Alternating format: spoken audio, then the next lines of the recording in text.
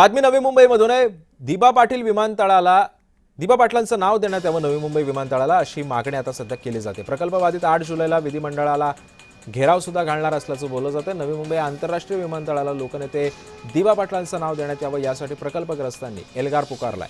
येत्या 8 जुलै रोजी हजारोंच्या संख्येने प्रकल्पग्रस्त रस्त्यावरती उतरणार असून विधिमंडळाला घेराव घालणार असल्याचं सुद्धा सांगण्यात येत आहे। पनवेलमधल्या चिंचपाडा ते विधिमंडळ पायी पदयात्रा काढण्यात येणार आहे। विधिमंडळाला घेराव घालून प्रकल्पग्रस्त विमानतळाला दिबा पाटलांचं नाव देण्यात येण्याची मागणी सुद्धा करणार असल्याचं बाळा म्हात्रे यांनी सांगितलं।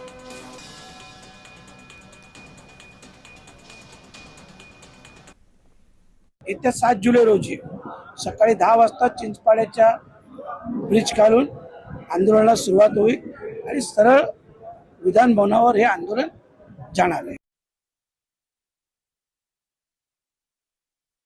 चिंचपाडा सर्कल ते कळंबोली सर्कल, कळंबोली सर्कल ते खारघर, खारघर ते सीबीडी, सीबीडी ते सानपाडा आणि तिथून सरळ सायन पनवेल हायवेनं फ्रीवेनं महाराष्ट्राच्या विधिमंडळावर हे मोर्चा आम्ही संघटित करतोय। आणि या नामकरणाच्या बाबतीत मुख्यमंत्र्यांनी दिलेल्या शब्दाची आठवण त्यांना करून द्यायला आणि या गोष्टीला गती द्यायला हे आंदोलन 7 तारखेपासून आम्ही सुरू करतोय।